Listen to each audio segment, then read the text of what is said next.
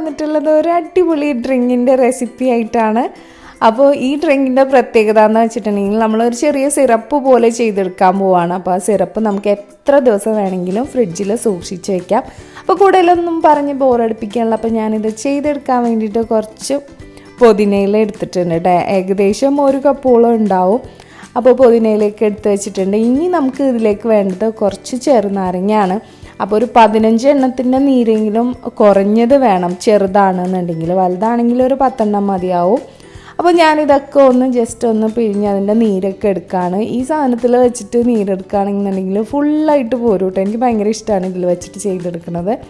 അപ്പോൾ ആദ്യമായിട്ട് കാണുന്നവരാണെന്നുണ്ടെങ്കിൽ ചാനലൊന്ന് സബ്സ്ക്രൈബ് ചെയ്യുക, കൂടെയുള്ള ബെല്ലൈക്കനും കൂടി എനേബിൾ ചെയ്യുക. ഇനി ഫേസ്ബുക്ക് പേജിലാണ് കാണുന്നതെന്നുണ്ടെങ്കിൽ ഞങ്ങളുടെ പേജ് ഒന്ന് ലൈക്ക് ചെയ്തേക്കണം കേട്ടോ. അപ്പോൾ നാരങ്ങയുടെ നീരൊക്കെ പിഴിഞ്ഞെടുത്തിട്ടുണ്ട്. ഇനി ഞാനിതിലേക്ക് കുറച്ച് പഞ്ചസാര ലായനി ചേർത്തെടുക്കാം. അപ്പോൾ അതിന് വേണ്ടിയിട്ട് ഞാൻ ഒരു 1.5 കപ്പ് വെള്ളം എടുത്തിട്ടുണ്ട്. അതുപോലെ 3 കപ്പ് പഞ്ചസാര, അത്രയാണ് ചേർത്തേക്കണം. അപ്പോൾ ബാക്കി 2 കപ്പ് ചേർത്തപ്പോൾ കറണ്ട് പോയി, അത് കാരണം വിഷിലൊന്ന് മിസ്സായിട്ടുണ്ട് കേട്ടോ.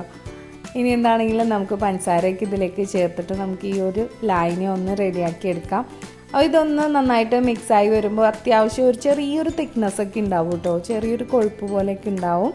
അപ്പോൾ നമ്മുടെ ലായനിയൊക്കെ ഇവിടെ റെഡിയാക്കിയിട്ടുണ്ട്. ഇനിയിപ്പോൾ എന്താണെങ്കിലും ലായനിയുടെ ചൂടൊക്കെ ഒന്ന് മാറണം. പക്ഷെ ഞാനിവിടെ ചെയ്തേക്കണത് ചൂടാറുന്നതിന് മുന്നേ ചെയ്തിട്ടുണ്ട് കേട്ടോ.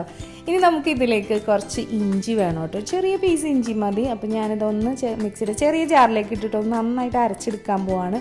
അപ്പോൾ ഇഞ്ചിയുടെ കൂടെ ഒരു പിഞ്ച് ഉപ്പിട്ടിട്ടുണ്ട്, കാരണം ആ ഒരു മധുരമല്ലേ നമ്മൾ ഉണ്ടാക്കണം. അപ്പോൾ എപ്പോഴും കുറച്ച് ഉപ്പിട്ട് കൊടുക്കണം, എപ്പോഴും നല്ലതാണ്. പിന്നെ നമ്മൾ കഴുകി വെച്ച ആ 1 മിനിറ്റിൻ്റെ ലീഫ് ഒക്കെ കഴുകി വെച്ചിട്ടുണ്ടായിരുന്നു, അതൊക്കെ ചേർത്ത് കൊടുത്തു. ഞാൻ ഇതിലേക്ക് വെള്ളമല്ല കേട്ടോ ചേർക്കുന്നത്, നേരത്തെ നമ്മൾ പിഴിഞ്ഞ് വെച്ച ആ നാരങ്ങയുടെ നീരാണ്. അപ്പോൾ ഇതൊക്കെ ചേർത്ത് അരച്ച് വെച്ചിട്ടുണ്ട്. ഇനി നമുക്ക് ആ ഒരു പഞ്ചസാര ലായനി അരിച്ചിട്ട് ഒരു ബൗളിലേക്ക് മാറ്റാം കേട്ടോ. ഞാനിപ്പോൾ കുറച്ചേ ഒഴിച്ചിട്ടുള്ളൂ, പക്ഷെ ഞാനത് മുഴുവൻ ഒഴിച്ചു കേട്ടോ. ഇതിൽ കുറച്ച് ഒഴിച്ചതേ കാണിച്ചിട്ടുള്ളൂ.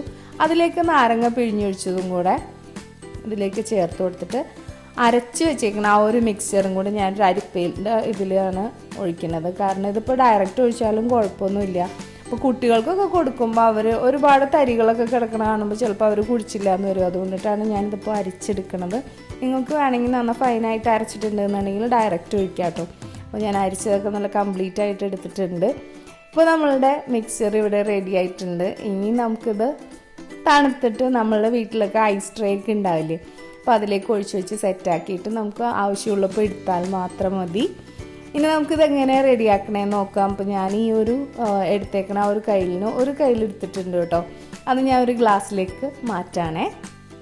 അപ്പോൾ അതിൻ്റെ കൂടെ നമുക്ക് തണുപ്പിന് വേണ്ടിയിട്ട് കുറച്ച് ഐസ് ക്യൂബ് ഇട്ട് കൊടുക്കാം. പിന്നെ ആവശ്യത്തിന് വെള്ളവും കൂടി ചേർത്ത് കൊടുത്തു കഴിഞ്ഞാൽ അടിപൊളി നാരങ്ങ വെള്ളം റെഡി ആയിട്ടോ. അപ്പോൾ ഞാൻ നേരത്തെ പറഞ്ഞ പോലെ ഐസ് ട്രേയിലാണ് സെറ്റ് ചെയ്യണമെന്നുണ്ടെങ്കിൽ ഒരു 3-4 ക്യൂബ് ഇട്ട് കൊടുത്തിട്ട് ആവശ്യത്തിന് വെള്ളം ഒഴിച്ചു കൊടുത്താൽ മാത്രം മതി.